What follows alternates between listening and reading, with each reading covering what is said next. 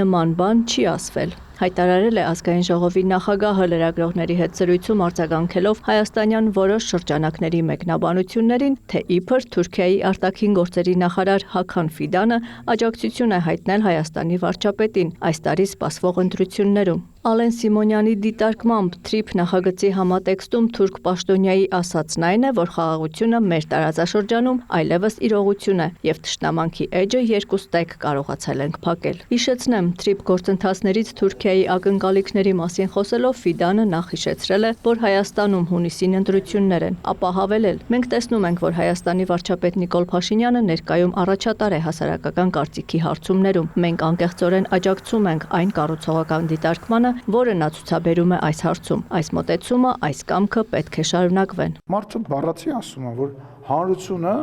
աջակցում է այն գործընթացին, որը որ գործող իշխանությունը տանում է առաջ։ Որտեղ է հանրություն եւ իշխանություն բառակապակցության մեջ իր աջակցությունը 2026 թվականի ընտրություններին։ Ինչ վերաբերվում է ընդհանուր այս ասացին, շնորհակալություն եմ հայտնում Թուրքիայի արտաքին գործերի նախարարին եւ բոլոր այն մեր տարածաշրջանային գործընկերներին, որոնք աջակցում են Հայաստանի Հանրապետության, հանրության,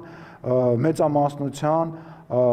խաղաղության գնալու եւ առևտուր անելու, ինչպես նաեւ թրիփի շրջանակներում այդ առևտուրը զարգացնելու կոչերին։ Թրիփի վերաբերյալ Իրանի մտահոգությունների մասին պնդումները Սիմոնյանի կարծիքով չափազանցված են։ Հայաստանը երբևիցե որևիցե քայլ չի արել եւ չի անի բարեկամական Իրանի ժողովրդի պետության նկատմամբ եւ որևիցե նմանատիպ գործընթացների մեջ ներառված չի լինելու, ինչ վերաբերում է թրիփին, թրիփը նաեւ մեծ հնարավորություններ է տնտեսական ստեղծելու տարածաշրջանի բոլոր երկրների համար, այդ թվում նաեւ Իրանի համար, եւ ինչ վերաբերում է մտահոգություններին, կարծում եմ ես լարվածությունը, որը որ հիմա իրենց երկրում կա, ինչ որ ձևով երբ որ կհանգուցալուծվի, իրանք ավելի հստակ կտեսնեն, որ որևիցե նման բան գոյություն չունի։ Վտանգ չի տեսնում, որ Միացյալ Նահանգները Հայաստանի տարածքը կարող է օգտագործել Իրանի դեմ գործողություններ իրականացնելու համար։ Ճշտող հարցին ազգային ժողովի նախագահն արձագանքեց։ Իրանը 10 քանի հարևան ունի անմիջական, ամենաշատ սահմանակից հարևաններ ունի, այսինքն այդ Հայաստանի 23 կիլոմետրից պետք է Իրանը գործողություն, ԱՄՆ-ն գործողություն իրականացնի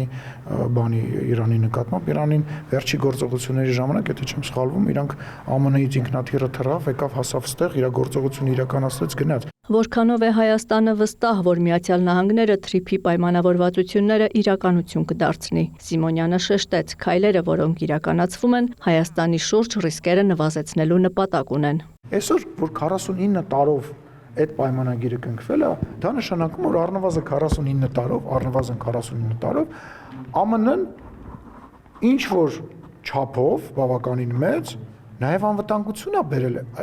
Հայաստանի Հանրապետության սահմաններին եւ տարածքին։ Բայց այդ թրիփը նաև անվտանգային համակարգ է ինքը։ Ոչ միայն այն տրամաբանության մեջ է, որ առիթ չկա, որ Ադրբեջանը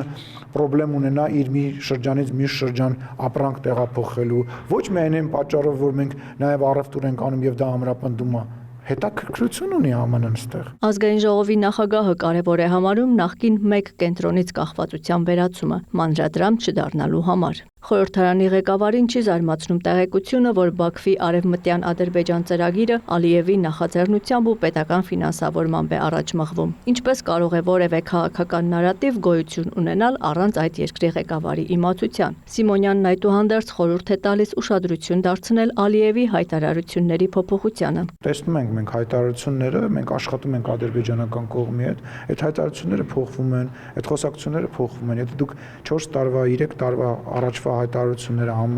համեմատեք այսօրվա հայտարարությունները համեմատեք, իրենց նախագահի խորհրդականի հայտարարությունները, արտաքին գործերի նախարարի հայտարարությունները, դուք չեք տեսնում, որ բան է փոխվել, թե ես ուրիշ երկրում եմ ապրում։ Սիմոնյանն առաջարկում է գնահատել արարքները երկուստեք։ Խաղաղություն ունի խնդիրներ։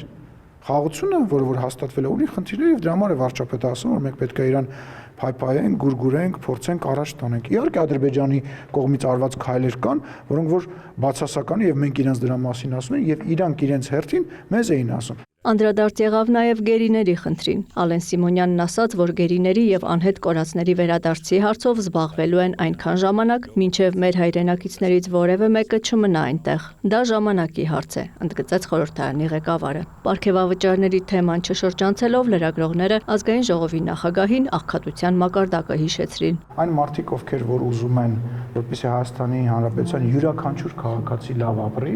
պետք է ունենան մարդկանց, ովքեր որ դա իրականացնեն։ Իսկ այն մարդիկ, ովքեր որ պետք է դա իրականացնեն, չեն կարող լինել ոչ արհեստավարժ, չեն կարող գալ ստեղ եւ դառնալ կոռուպցիայի ինչ-որ մի մասնիկ, որովհետև իրանց չի բավարարել եւ չի բավարարում այն աշխատավարձը, որը որ տրվում է, Հայաստանի Հանրապետության պաշտոնյաները ստացել են եւ ստանում են ոչ բավարար աշխատավարձ։ Իհարկե դա միգուցե էմպաթիա չի առաջացնում, որովհետև պաշտոնյան 20-30 տարվա մեջ ընկալվել է որպես հարուստ մի օլիգարխ, որը ձեռի հետ նաեւ պաշտոնյա է։ Աղքատություն կա, աղքատության դեմ պայքար մղվում է, բայց պաշտոնյաները պետք է երկիր ներկայացնելու հնարավորություն ունենան, եզրափակեց նա։ Աննա Զախարյան, լուրեր։